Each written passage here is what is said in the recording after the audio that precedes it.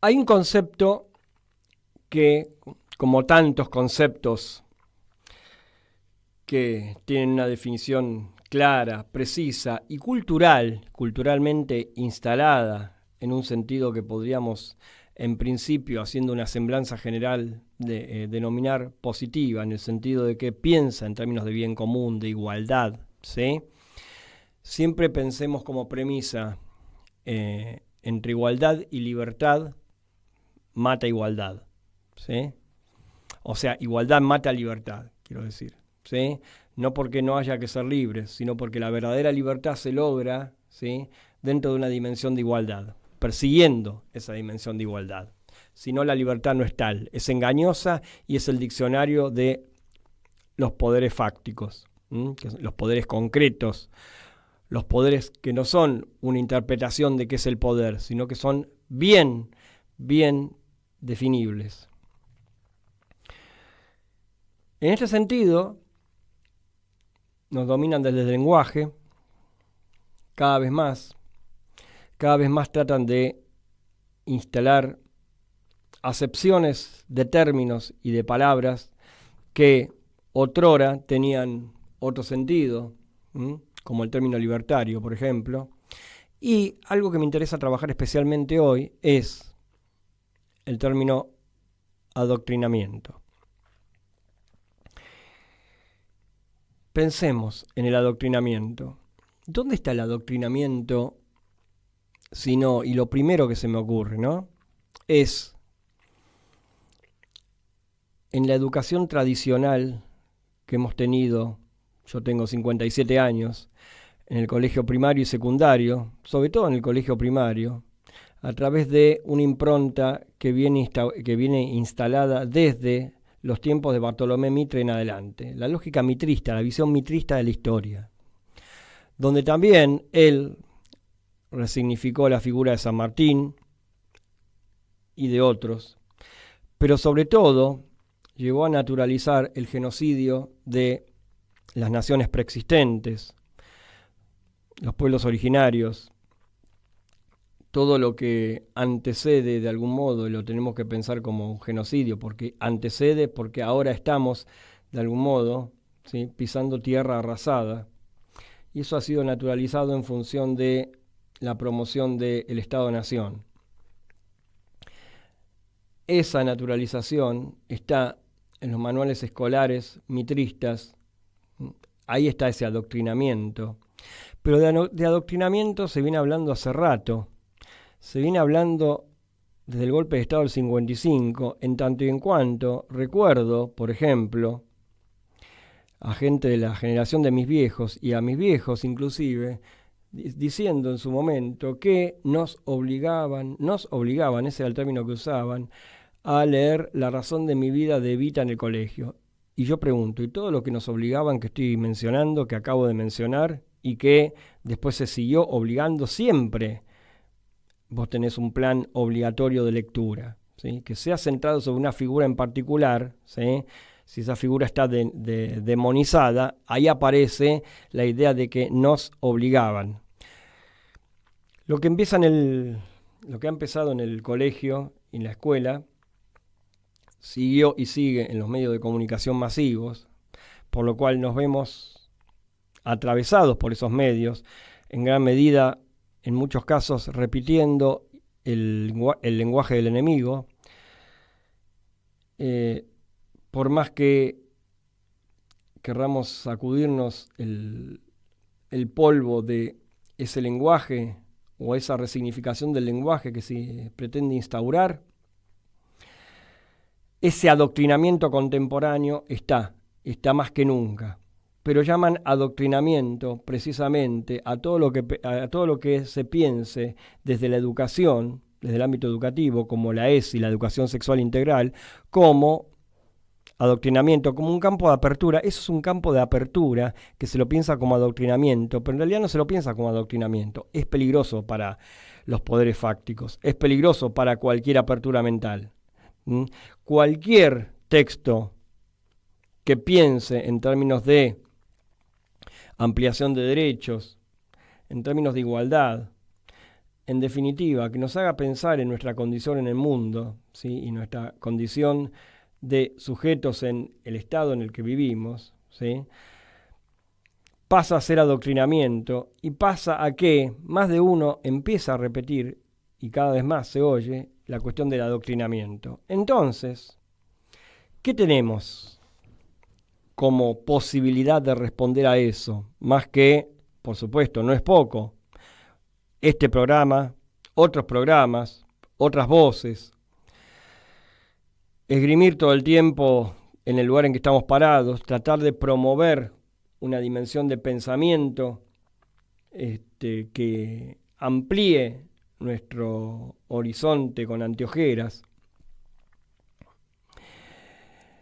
Y lo que tenemos que pensar es en las imágenes. Las imágenes cinematográficas también nos proponen una respuesta en gran medida, en muchos casos, a eso.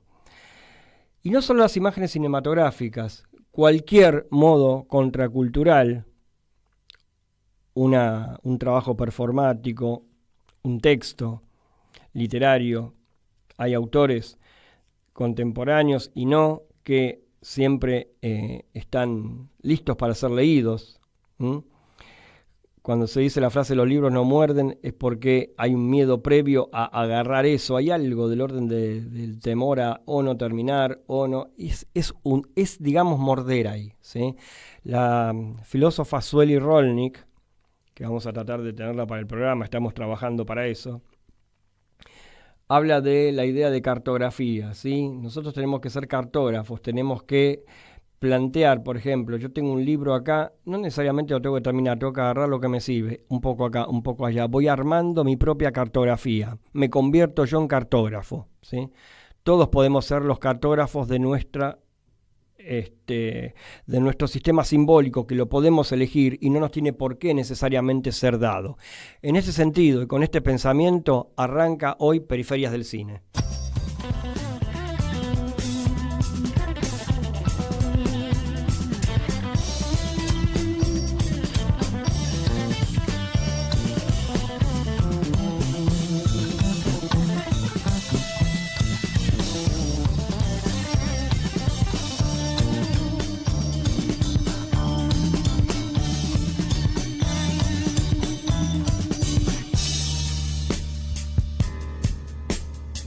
Pensamiento no es reflexión. Con el pensamiento adviene lo nuevo, lo intempestivo, el azar. Periferias del cine. Pensamiento y cine, en ese orden. En grandes momentos del cine, el pensamiento entra por la ventana. Lateral. Periférico. Periferias del cine. En Caput.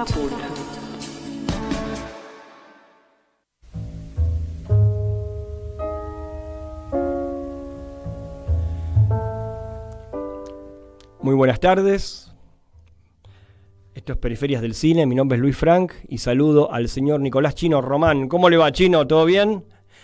En la operación técnica e inquieto para ver si va a conseguir entradas para el Bafisi o no. ¿Sí? Tiene que conseguir. Vos decís que me conocés y se te cierran todas las puertas.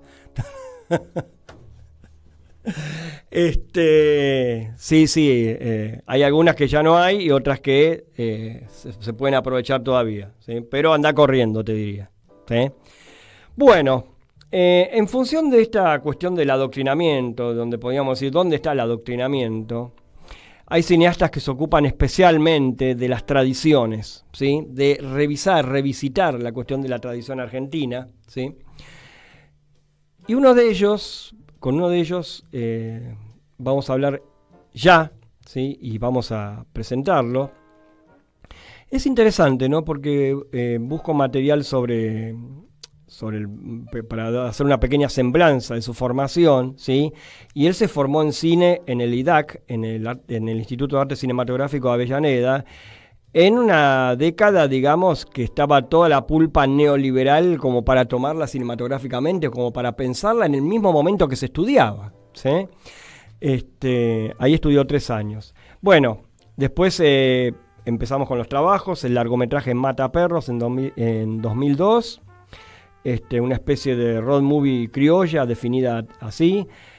Difundida en el Festival Internacional de Cine de Mar del Plata, que espero que el Festival de Cine de Mar del Plata pueda conservar su identidad, su nombre, ¿sí? Y vamos a tratar de hacer todo lo posible para que esto ocurra. El Mataperros también estuvo en diferentes salas del país y del extranjero, por supuesto. Realizó videoclips para las bandas Peligrosos Gorriones, Palo Pandolfo, Francisco Bochatón, Face Cream y otros. Hay pájaros.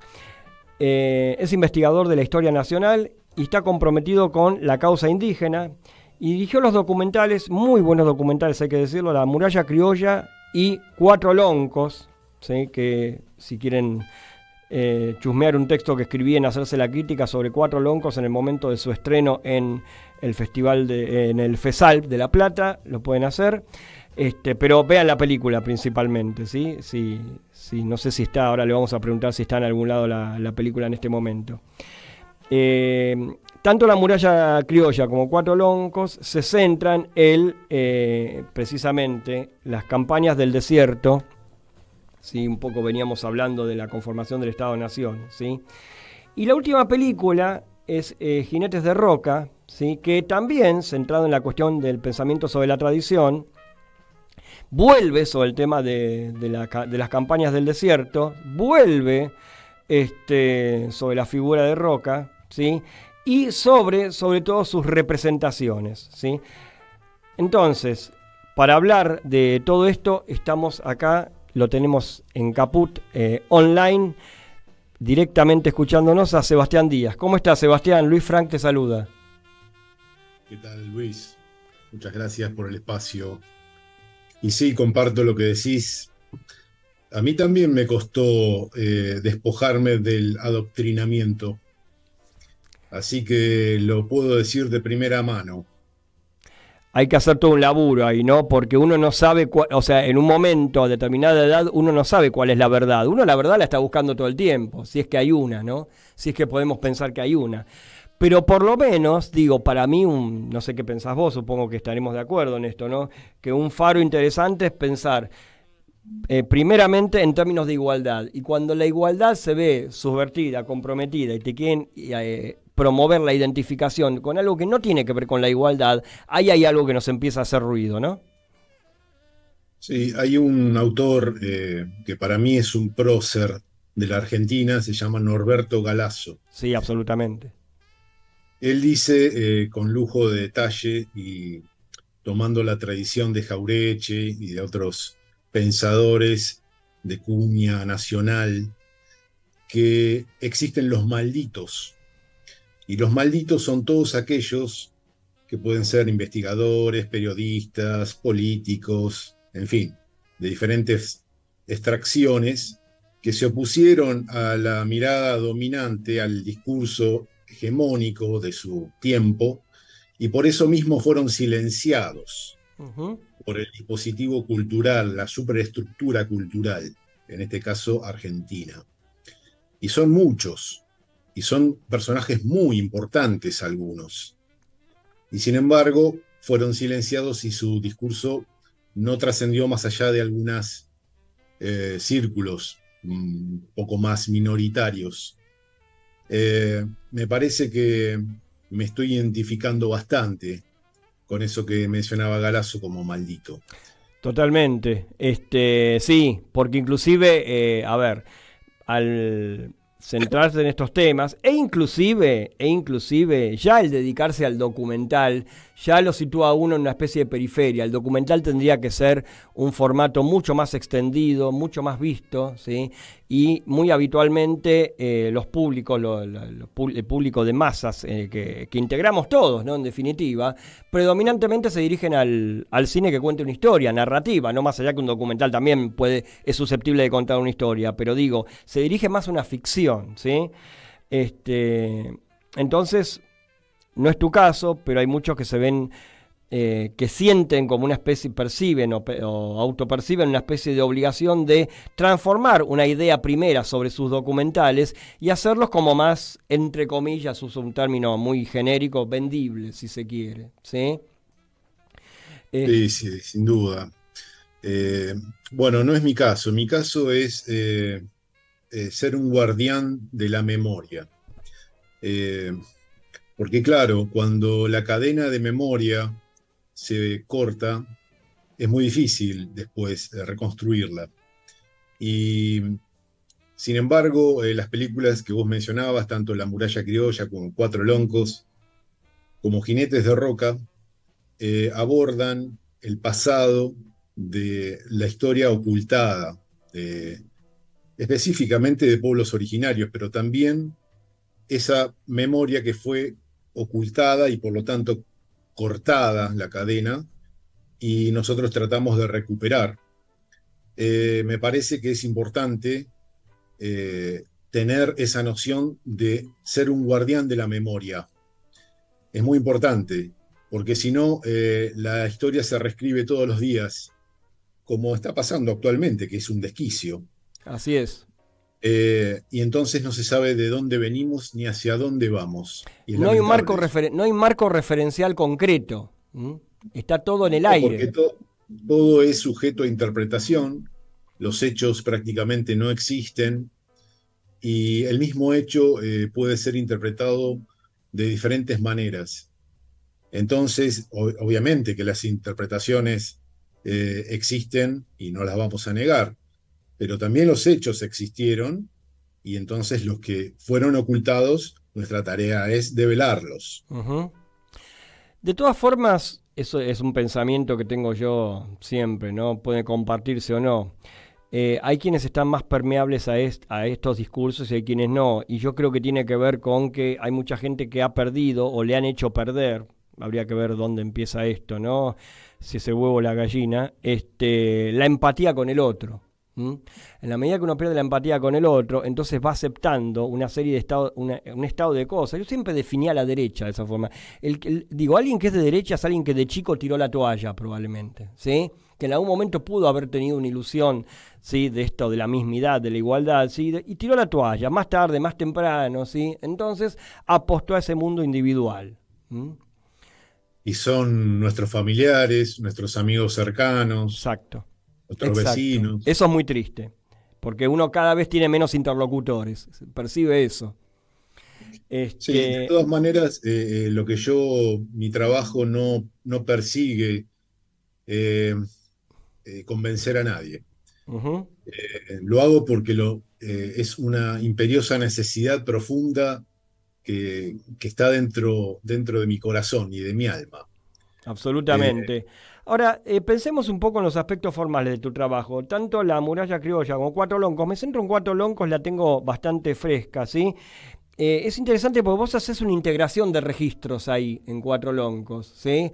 Trabajás con imágenes de animación, ¿sí? O sea, hay algo ahí que unos formatos intervienen por sobre otros, ¿no? Y hacen como se establece como una especie de fundido entre ellos, ¿no?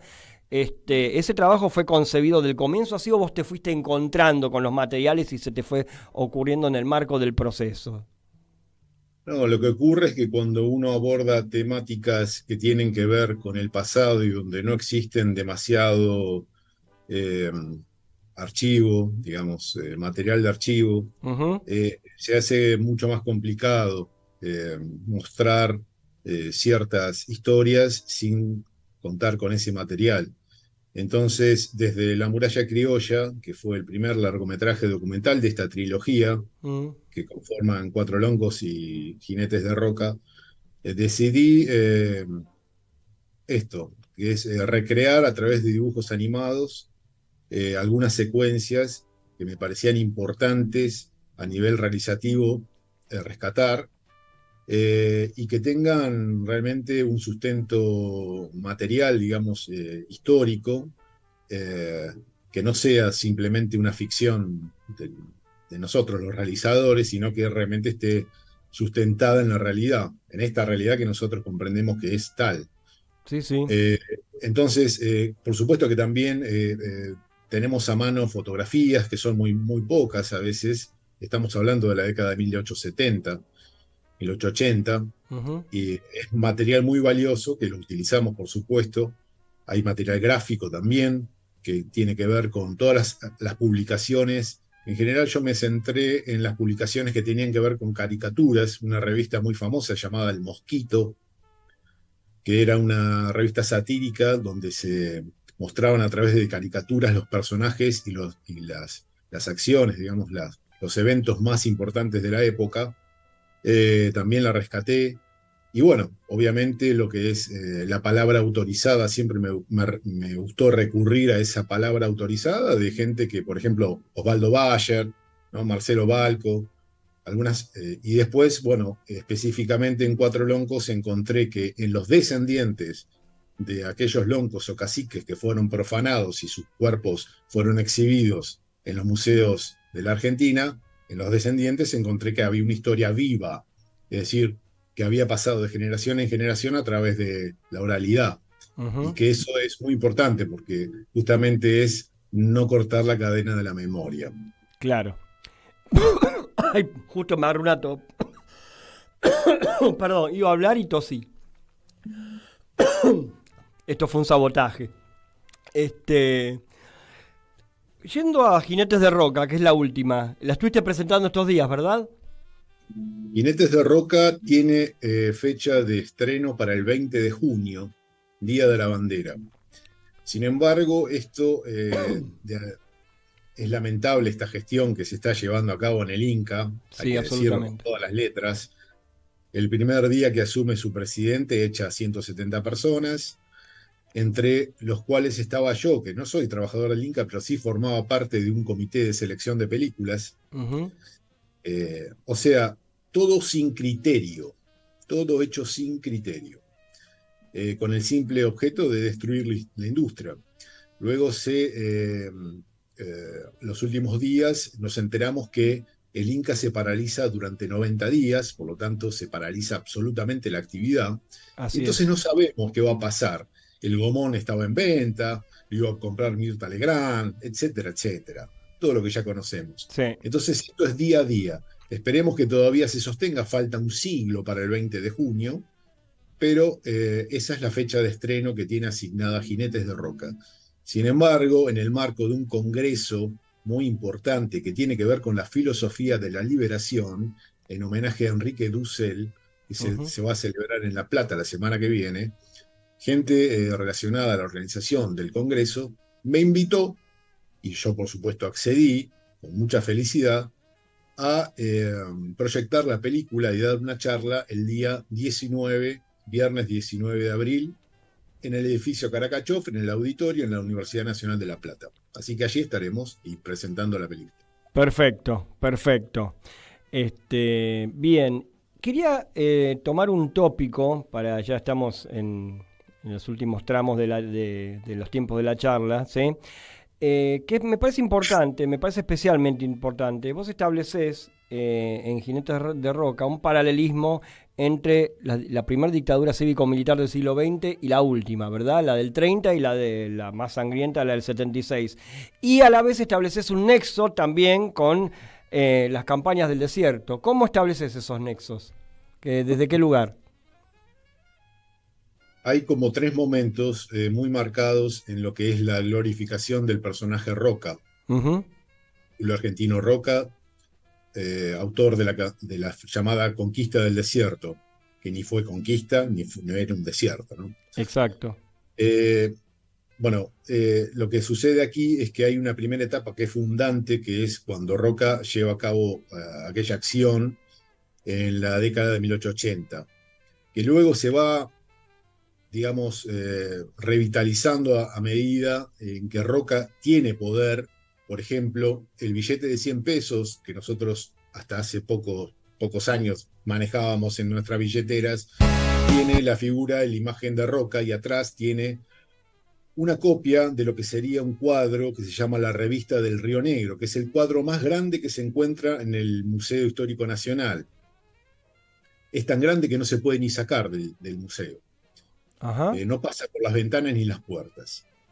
Esa etapa, que es del 1892, que es una etapa fundante de, digamos, el mito de la Argentina civilizatoria, moderna. Luego, lo que pasa es que en el año 1930, en plena década infame, cuando el general Justo asume la presidencia en el año 1932, el vicepresidente es Julio Argentino Roca, hijo. A partir de ese momento empieza un movimiento para glorificar la figura del general Roca en diferentes provincias. Y entonces empiezan a hacer diferentes proyectos para levantar estatuas y monumentos grandiosos en la ciudad de Buenos Aires, en Tucumán, en Santa Cruz y en otras provincias. Y de allí proviene entonces lo que se llamaría la reválida de esa conquista del desierto, es decir, elevar nuevamente a la figura de Roca a las características de un héroe, ¿no? Ajá. Y luego lo que sucede es que en el año 1976 está la dictadura cívico-militar, y en el año 1979 se producen el centenario de la conquista del desierto, que fue celebrada con bombos y platillos, especialmente en Choel Choel, en las provincias patagónicas, y entonces en ese momento se produce lo que sería una nueva reválida de lo que sería la conquista del desierto. Y no es para nada casual que todo esto discúlpame, se la legaliza simbólicamente, sería. Simbólicamente es como si fuese la inspiración de los militares de aquel momento. No es casual, lo que iba a decir, que justamente sean los gobiernos militares quienes hayan llevado adelante esta reválida. Por supuesto. Y además tiene un paralelismo nefasto en cuanto a la desaparición de personas, el método de desaparición de personas de lo que es la época roquista y la última dictadura cívico-militar. Esto está puesto de manifiesto en Jinetes de Roca. Y fue un descubrimiento que se fue haciendo a medida que se iba haciendo la película. La característica de la desaparición de personas, o sea, pongámoslo en negro sobre blanco, en relación a aquella época, ¿no? Los tiempos de Roca, ¿qué modalidad tenían? Especialmente nosotros nos dedicamos a estudiar lo que es la fotografía. En aquel momento, en la época de Roca, se tomaban fotografías a los indígenas como si fuesen sujetos peligrosos o delincuentes. El famoso de frente y perfil. Bien. Esto se repite en la época de la dictadura, especialmente con detenidos en la ESMA. Esa analogía es sumamente interesante. Porque, claro, hay por ejemplo, nosotros que tenemos formación y hábito cinéfilo, ¿sí? Vemos a alguien de frente y de perfil y automáticamente, inclusive podemos pensar en un ciudadano X, te remite a eso, ¿sí? Te remite al que está en cana, ¿sí? Y la imagen es negativa, es de un reo, ¿sí? De acá tendríamos un programa entero, lo hemos tocado varias veces acá, el tema de cuál es la lógica de los museos, ¿no? De ciertos museos, porque hay distintas políticas de museos, ¿sí? Porque hay museos que naturalizan el saqueo de las comunidades originarias y te exhiben, qué sé yo, la lanza, los instrumentos de los utensilios, digamos, para cocinar, o el plato, lo que sea así, y eso es fruto de un afano, ¿sí? Y eso es lo que está naturalizado en esa vitrina, podríamos decir. Mirá, yo en el curso del año pasado estuve recorriendo bastante La Pampa a raíz de la filmación de otro documental, se llama Rastrilladas. Y en un museo, por ejemplo, de General Pico, La Pampa, no existe ninguna referencia a los antiguos habitantes de la zona. Todo arranca cuando viene el hombre blanco a colonizar. Entonces, no solamente la presencia, sino también la ausencia marca también el guión del museo. Claro. Y yo se lo dije esto a la gente de allí, y es como que no les entraba mucho en la cabeza que era normal para ellos. Mirá, claro, porque estaba totalmente naturalizado, ¿sí? O sea, hay muchas capas, digamos, de naturalización que sacarse de encima, ¿sí? Pero para eso uno tiene que también, para desnaturalizar, tiene que quitarse capas de necedad, ¿sí? Claramente. Sin duda, coincido. Sebastián, repetí por favor la fecha de estreno de se me fue el... Jinetes de Roca. De Jinetes de Roca, perdón. ¿Cuál sería la fecha de estreno? La fecha de estreno pautada para el Gomón en Capital Federal, y obviamente saldrá, si es que todo sale bien, en otras salas del interior, es el 20 de junio. Bien. Y ahora, el próximo viernes 19 de abril, la vamos a presentar aquí en la Universidad Nacional de La Plata en el marco del Congreso, del Quinto Congreso de la Liberación. Perfecto. Fantástico, allí estaremos entonces, ¿sí? Gracias, Luis. Así nos conocemos personalmente. Los espero, por supuesto. Bárbaro. Bueno, Sebastián Díaz, muchísimas gracias por esta charla con Caput y nos estamos encontrando en cualquier momento. Gracias a ustedes y un saludo grande a toda la audiencia. Y bueno, que sigamos, me parece que es importante tocar estos temas y que sigamos insistiendo. Así que te agradezco. Por favor, lo seguiremos haciendo acá siempre. Y siempre este es un Gracias. micrófono abierto para todas las voces como la tuya. Un abrazo grande. Gracias, Luis. Hasta luego. Hasta luego. Chino, ¿cómo estás? Bueno, vamos a un poco complementar el espacio con una banda muy buena que he ido a ver ayer, que se llama In Mantra, ¿sí? Y quien va a presentar el tema es la líder de la banda, acá, que muy amablemente me mandó un audio presentando el tema, llamada Sofía de la Fiore. Hay que decirlo, un personaje entrañable. Buenas tardes, yo soy Sofía, soy integrante de In Mantra, somos una banda de Avellaneda, de Zona Sur. Les dejo este tema que se llama Pose, que es el segundo tema de nuestro primer disco que pueden escuchar en Spotify. Gracias, Luis, por difundirnos. Beso a todos.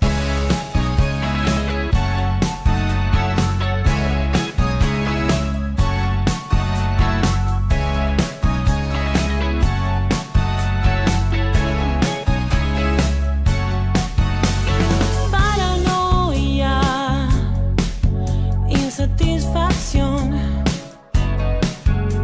es todo vernos, no me da calor, ya no te espero, prefiero perder la noción, sentir que puedo olvidarme de lo nuestro,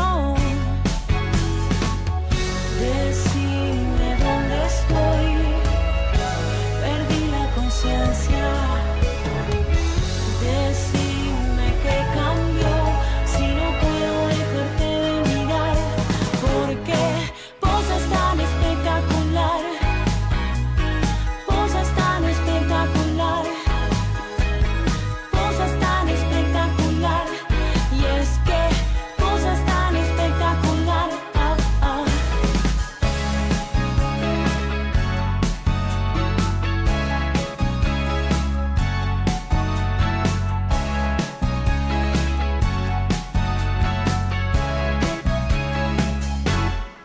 excusas para ver lo que haces, más excusas para no prometer,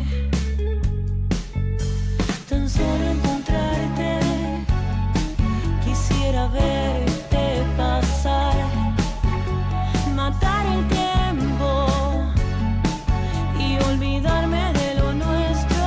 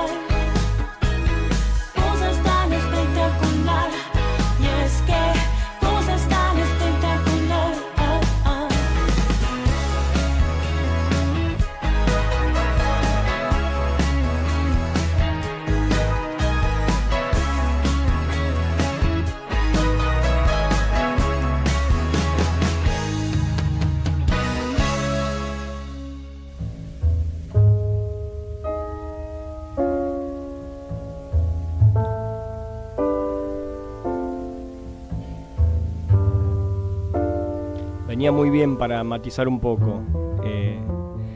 Siempre en línea de algún modo con el acto resistencial, ¿no? Yo estaba hablando algo con Sofía, ¿sí?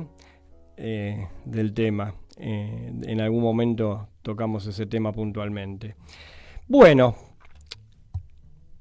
uniendo este primer tramo, ¿sí? En donde estamos pensando y repensando qué cultura, ¿sí? Nos atraviesa, qué naturalizamos y cuál es esa miserable acepción que tenemos, que digamos que está mediatizada ahora de adoctrinamiento, nos puede llevar al pensamiento de cómo producir una imagen actualizada, ¿sí? Y estoy hablando directamente en los términos de una performance de la cual voy a hablar ahora, ¿sí? Leo textual la presentación, una colaboración entre dibujo y cine. Hubo varias presentaciones diferentes, todas entre sí, y la última es hoy. Voy a decir la dirección, más allá que en un rato se repite, en Gorriti 5741 Cava, ¿sí? Es una colaboración entre dibujo y cine, crónica en tiempo real del derecho de una Argentina real por producir su imagen actualizada. Cuando hablamos de una Argentina real, también es un concepto que lo podemos pensar evanescente, ¿sí? Pero ¿qué más real? No en el sentido psicoanalítico, por ejemplo, pero ¿qué más real sino que estos actos resistenciales, ¿sí? En relación a toda la andanada simbólica que tenemos en contra, que producir, ¿sí? Formas que puedan ser una respuesta, ¿sí? No solo una respuesta meramente simbólica en el sentido de lo extensivo de un programa de radio, de un hecho artístico que no moleste, ¿sí? Ahí está lleno de hechos artísticos que no molestan o que son una caricia. La idea es producir una intervención, ¿sí? Se llama Crónica de la carne que deviene ojo, ¿sí? Y vamos a charlar con alguien que ya estuvo en el programa, que es realizadora cinematográfica de la ENERC, es psicóloga de la UBA, es especialista en psicología clínica, ¿sí? Pero aparte psicoanalista. Son dos formas de entender la psicología absolutamente antagónicas, ¿sí? Y es docente, ¿sí? Es docente de cine, es principalmente realizadora, ganó un mecenazgo ahora hace poquito. Estoy leyendo su paso por la Universidad del Cine, responsable del área de orientación, ¿sí? Fue instructora en el ENERC, de un taller para egresados y profesionales del área audiovisual, ¿sí? Y dirigió en el 2006 Gallo Ciego, ¿sí? Que una especie de producto audiovisual a partir de necesidades planteadas, ¿sí? en áreas que plantean una necesidad determinada en función de todo lo que hace a un deseo individual, ¿sí? Docente de la dirección de las materias dirección cinematográfica y producción de cortometrajes del 2006 al 2021 en el Rojas. Estoy hablando de Marina Gerosa, que ya la tuvimos acá en Radio Caput, en Periferias del Cine, hablando en su momento, un bellísimo programa que hicimos con el tema de la identificación. Y tuvimos hace un rato una charla que la vamos a escuchar completa ya. Crónica de la carne que deviene ojo. ¿Me contás un poco de qué la va, no el título, sino el concepto que lleva el título? Buenísima pregunta porque fue todo, ¿no? Un material de un debate encarnizado, ¿no? ¿Para tanto? Sí, no, tenemos justamente es un debate encarnizado, más o menos como trabajamos, como si se nos fuera la vida, y con el título que se armó, estábamos estábamos probando en el espacio donde es la muestra y aparece el tema del título, que Lux Linder, que es con la persona que hicimos este trabajo, y estamos haciendo este trabajo, es como un trabajo que no, como si no terminara. Es rarísimo esto que está pasando con este proyecto. Porque él me dice, che, tenemos que poner el título. Me dice, La mujer ojo, porque él quería, porque como es sobre cine el trabajo, me dice La mujer ojo, pero en realidad el proyecto surgió porque yo estaba como lamentándome respecto de no haber podido concretar un premio que había recibido, entonces no había podido hacer mi largometraje de ópera prima y yo estaba como muy mal y somos amigos con él. Él es un artista plástico que yo admiro muchísimo, que tiene un recorrido enorme. Y entonces yo estaba como muy mal y me dice, ¿te puedo sacar fotos? Y entonces yo le digo, bueno, bueno, mientras moqueaba, ¿no? Obviamente, y comíamos una torta en San Telmo, un día a la tarde, un domingo. Bueno, entonces empieza a dibujar, y yo digo, ah, qué bueno que está esto. Yo estaba como medio destruida. Empieza a dibujar y me dice, che, hagamos algo, pues yo hablando del cine y los avatares de hacer cine en Argentina, etcétera, etcétera, y me dice, bueno, me dice, me dan ganas de hacer una muestra sobre cine. Entonces yo le digo, bueno, haz lo que se te parezca. Eh, yo soy la modelo. Y era como, bueno, soy la modelo. Entonces me iba sacando fotos, dibujando, estaba todo buenísimo. Cuando hablamos del título, Sí. me dice La mujer ojo, y yo le digo, no, porque yo soy modelo y yo entré a esto porque yo era la modelo, o sea, yo le digo, yo soy carne acá. Y entonces eh, me dice, bueno, pero todo el mundo cree que el cliché de la modelo es ser carne, y vos, ¿no? Porque en el medio me dice, che, pero ya que hablamos de cine, ¿por qué no filmás vos algo? Y ahora, y en la muestra, aparecen 2 producciones mías que son consecuencia de trabajo que empezó siendo como modelo. Entonces yo le digo, la palabra carne tiene que estar, y me dice, yo digo, si querés, como después termina viendo filmaciones, que de vino, ojo, aparece la palabra crónica, porque estábamos con Ojo Bertov, crónica de un verano de Jean Rouge, entonces cómo se trabajaba el tema de una crónica, ¿no? Entonces yo, bueno, buenísimo que sea una crónica, buenísimo, llegó la palabra, llegó yo, no me autopercibo como ojo, y menos en este proyecto. Yo quiero ser carne, ¿no?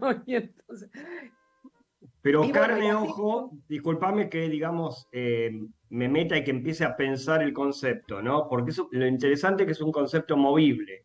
Todavía, te comento, nuestros oyentes a lo mejor no están organizando el mundo que están planteando ustedes, digamos, pensemos, esto es radio y nosotros lo estamos tirando hacia el aire como o vos lo estás tirando hacia el aire desde lo que son fragmentos, porque esto es armado a partir de fragmentos, ¿sí? Entonces, o sea, necesito, digamos, un anclaje que me lo acabas de dar de algún modo. ¿De dónde vienen algunas condiciones de producción? Crónica de un verano de Rouge, Cine Ojo de Berto, ¿sí? Bien. El concepto de ojo, ¿sí? Entonces, digo, mujer, carne, ojo, ¿sí? Entonces, amalgamando eso, promoviéndolo desde un espectáculo, ¿lo puedo llamar performático o Sí, queda corto? eh, sí, me parece que es performático, por eso hacemos activaciones, porque están todos los dibujos de Lux, y en uno de los dibujos hay dibujada una pantalla, ¿no?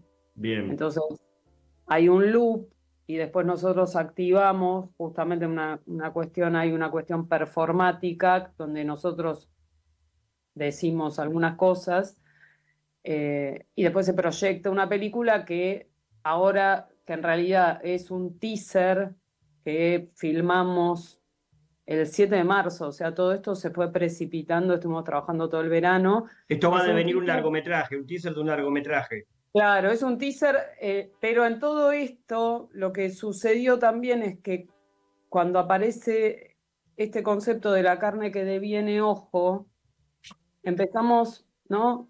Eso fue unas 2 semanas antes de la inauguración, no teníamos el nombre. Entonces llegó, bueno, Wanda, llegó, acá hay un personaje dando vuelta, ¿no?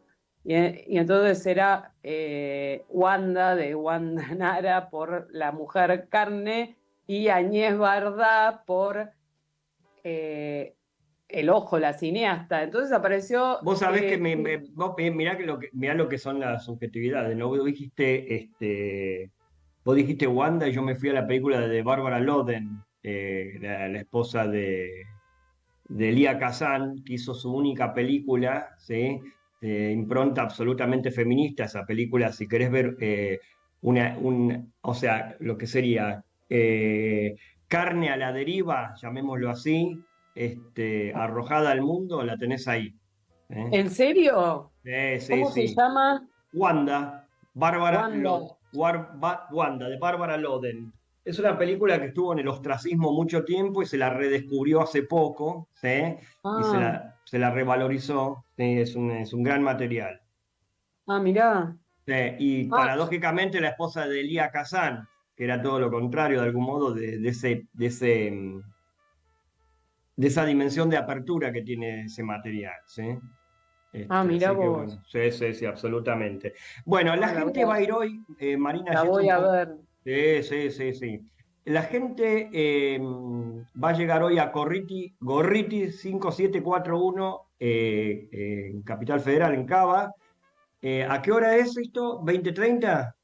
A las 20. A las Sí, a las 20. 20 y supongo que no, que la activación será no más tarde de las 20:30. Bien. ¿Cuánto dura la Pero activación? a las 20, eh, a las 20 está citado porque hay un montón, digo, hay un montón de dibujos y de cuadros, entonces hay material para deambular por la sala, ver, hay un loop que está proyectado constantemente, que tiene que ver con, sí, ciertas cuestiones de eh, filmaciones montadas. Hay una amiga, ¿no? Hay dos películas. Una amiga montajista que vive en Barcelona estuvo editando un material que es un material de loop y después nosotros activamos y más o menos la activación durará media hora, ponele. Bien, La película, el corto dura 16 o 17. bien. Entonces, quien vos me mencionabas, tu compañero Max Linder, ¿sí? Ese que... Lux. Lux, yo lo tengo como Max, mira, Lux. No, Eh, Lux Lindner. Linder, está bien, perfecto. Lindner. Y vos proyectás, los dibujos son de Lux, y esto está curado por Soledad Erdocia y Ana Markman, ¿está bien? Sí. Perfecto. Ahora, encontré una especie de subtítulo, ¿sí? Que me interesa en relación a lo que estamos pensando hoy en el marco del programa, que dice lo que hacen ustedes: colaboración entre dibujo y cine, crónica en tiempo real del derecho de una Argentina real por producir su imagen actualizada, ¿sí? Y Eso es lo que puso Lux, ah, ¿no? no sé si lo puso Luz, lo pusiste vos, yo no estaba en la interna de ustedes, yo qué sé quién lo Ah. puso, Perosa. No, pero ¿dónde está eso? No, porque no. Eso Luisito investiga. Ah, Claro, Luisito claro. Voy a hacer un programa que se llame Luisito investiga. Ay, re Eh, lindo. bueno, y no, pero me interesa esto de el derecho de una Argentina real por producir su imagen actualizada, ¿sí? Un argentino está en lenguaje inclusivo con la X, ¿sí? Y pensándolo esto en relación a lo que estoy pensando hoy al aire en el programa, que es el tema del cliché, que está utilizado como un cliché para darlo vuelta como una medida del adoctrinamiento, ¿sí? Cultural, ¿sí? Que se esgrime hoy día desde los aparatos de poder desde el Estado, por ejemplo, ¿sí? Cuando en realidad estamos atravesados culturalmente por todo un siglo, se podría decir siglo y monedas, de educación mitrista, ¿sí? Donde hemos aprendido que el primer presidente argentino es Bernardino Rivadavia, ¿sí? Que fue el primer empréstito que se contrajo, la primera deuda, ¿sí? Cuando el país empieza a erosionar bestialmente, si nosotros hemos aprendido en el colegio eso, hablame de adoctrinamiento entonces, ¿no? ¿Dónde está el adoctrinamiento? Entonces, pensando en el trabajo de ustedes, ¿sí? El derecho de una Argentina real por producir su imagen actualizada, como algo que podría pensarse en relación a una respuesta a todo esto. ¿Vos cómo lo ves? Em, Hay algo que surgió, digo, primero que absolutamente de acuerdo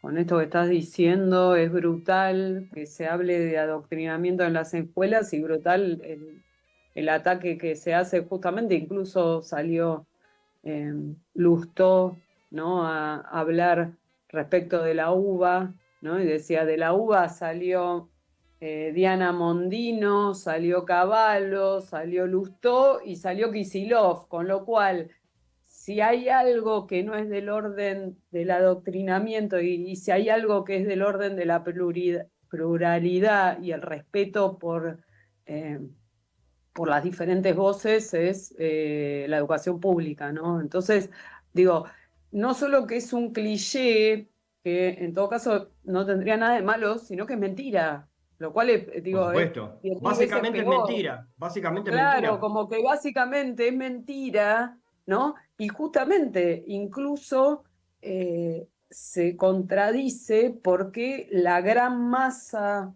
de votantes de este gobierno provienen de una juventud que acaba de salir del colegio secundario, con lo cual si había adoctrinamiento para las izquierdas no estaría habiendo tenido resultado. Ujú, Eh, ujú. Nosotros, a mí, esto de... sí, me parece que esto de la Argentina por producir su propia imagen sería algo que yo le preguntaría a Lux, en tanto es más como una pregunta de él, eh, a- que lo lanzó a poder pensar este proyecto y como, ¿no? Digo, y yo entré, realmente hay algo de ahí de la modelo, ¿no?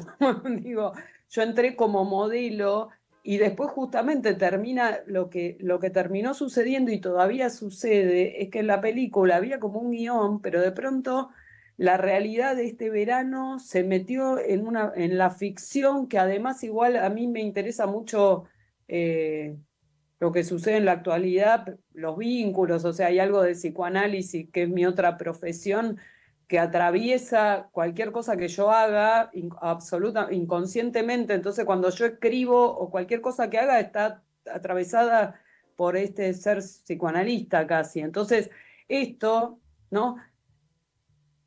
Que aparece porque si hubo risas y cosas que pasaron, era porque, ¿no? Digo, después de la inauguración me decían, uy, tal cual, uy, yo tal cosa, ¿no? Digo, había algo ahí de lo real en los vínculos que algo se vio en la película, pero además hubo otras cosas eh, que tienen que ver, digo, que entraron en la película, digo, yo igual quiero que vayan hoy a verla, que es la última activación, pero hay algo de la película, hay algo de lo real, ¿no? De lo real de lo que pasó exclusivamente este verano, ¿no? Las activaciones de los protocolos antipiquetes, ¿no?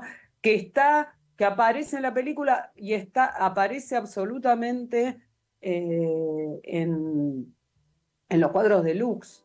Entonces fue algo como que empezó el año pasado, pero se está haciendo casi hasta el día de hoy, ¿no? Digo, hay algo Claro. como que me parece que es lo que está bueno sí, del trabajo este, es como que tiene que está vivo, o sea, es como si no terminara, por eso en la inauguración dijimos unas palabras y que se convirtió como una especie de cuestión performática que a lo mejor hoy no se va a decir de esa manera porque entre el 27 de marzo que inauguramos y hoy pasaron otras cosas. Entonces, Por digo, supuesto. y esto es como, sí, como gente capaz que me conoce hace mucho tiempo y que dice, che, hay algo que está bueno en lo que pasa afuera ¿no? Afuera del cuadro, afuera de la película, es raro. La verdad que yo estoy bastante sorprendida. Bien. Bueno, Marina, entonces la gente va a ir hoy, el público va a ir hoy, se va a encontrar con dibujos, se va a encontrar con una proyección, ¿sí? Y principalmente, todo lo que se despliega es más o menos lo que vos estuviste clarificando en este ratito. Vamos a reiterar la dirección. Gorriti 5741 en Cava. Se llama Laboratorio Festival el lugar. Sí, es un bar divino, que en el fondo, arriba, tiene un salón que se usa para exponer trabajos y para hacer muestras.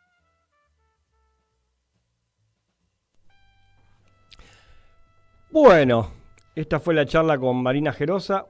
Dos aclaraciones o un poquito de alguna ampliación. El concepto de cine ojo, ¿sí?, en relación a la mujer ojo, viene de Dziga Vertov, el cineasta soviético, ¿sí?, que creó toda una teoría sumamente interesante. Cuando encuentren un libro de Dziga Vertov, no lo dejen pasar, y sus películas también. Esta es una película específicamente a la que refiere, que se llama Cine Ojo, ¿sí?, más allá de que era la metodología de él, ¿sí?, que es el vínculo entre cámara y ojo humano, ¿sí?, defendiendo el valor de la cámara por delante del ojo humano, ¿sí?, como si la cámara tuviese un plus, ¿sí? En este sentido, en Cine Ojo él retrata de algún modo las actividades de algunos jóvenes en una aldea, ¿sí?, pegando inclusive carteles de propaganda, etcétera. Y después la película de Jean Rouch, La crónica de un verano, para poner la lupa, digamos, donde habitualmente hablábamos antes con Sebastián Díaz, de cómo se tomaban las fotografías de las comunidades originarias como modo de dominación, ¿no?, y homologándolo con las políticas carcelarias, ¿sí? Jean Rouch y el sociólogo Edgar Morin en Crónica de un verano lo que hacen es no trabajar sobre una tribu, ¿sí? El estudio etnográfico que hacen, porque se ocupaba de películas etnográficas y antropológicas, sobre una tribu parisiense, también lo dije bien, parisiense, ¿sí? O sea, sobre los allegados a ellos, los pares de ellos, los que ellos consideraban pares, ¿sí? O sea, los habitantes de París. Entonces, como la etnografía se puede pensar extensivamente y no siempre en relación a la institución de un otro, ¿no? Siempre el otro es alguien para integrar y no para instituirlo, ¿sí? Y por último voy a mencionar al programa Galazo de Media Cancha, que sale los domingos a las 2 de la tarde en Caput, que es, se podría decir, lo más complementario que tenemos a el programa de Periferias del Cine del día de hoy. Chino, muchísimas gracias. El chino Nicolás Román, como siempre, ahí atendiendo todo lo que hace al sonido, ¿sí? Y nos encontramos la semana que viene con más Periferias del Cine. Hasta la próxima.